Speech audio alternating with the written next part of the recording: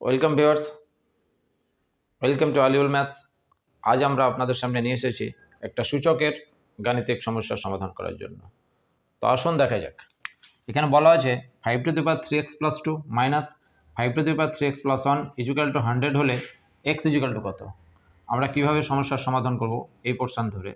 তাহলে আমরা এখানে যখনই প্লাস থাকে অর্থাৎ এখানে একটা ফর্মুলা প্রয়োগ হচ্ছে a টু দি পাওয়ার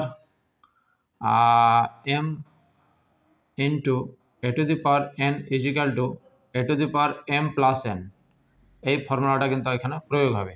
তাহলে 5 to the power 3x আমি লিখতে পারি ইন্টু কত 5 to the power 2, অর্থাৎ যখন বেস সমান হয় তখন পাওয়ারগুলো কি হয়ে যায়, যোগ হয়ে যায়। তাহলে 3x প্লাস 2 এটা লেখা যায় 5-এর পাওয়ার, মাইনাস এখানেও তাই 5 to the power 3x into 5 to the power 1 is equal to 100। বাহ, তাহলে 5 টু দি পাওয়ার 3x দুই দিক থেকে কমন নিয়ে নেব। 5 টু দি পাওয়ার 3x তাহলে থাকে কত 5 স্কোয়ার মাইনাস 5 টু দি পাওয়ার 1 মানে 5 ইজ ইকুয়াল টু 100। বা 5 টু দি পাওয়ার 3x আর এখানে কত হবে 5 স্কোয়ার মানে 5 5 25 মাইনাস 5 ইজ ইকুয়াল টু 100। বা 5 to the power 3x into কত হবে, এটা বিয়োগ করলে 20 হবে, সমান হচ্ছে 100।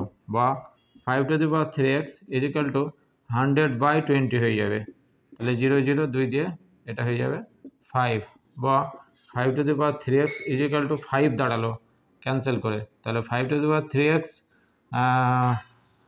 5 to the power 3x is equal to 5-এর পাওয়ার কত আছে 1, আমরা দুই দিক থেকে বেস ক্যান্সেল করে দিলাম। তাহলে 3x ইজ ইকুয়াল টু 1, অতএব x is equal two 1/3।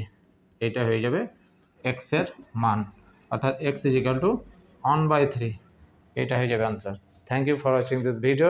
Two get all new question and problem solution please subscribe my channel Aliul maths.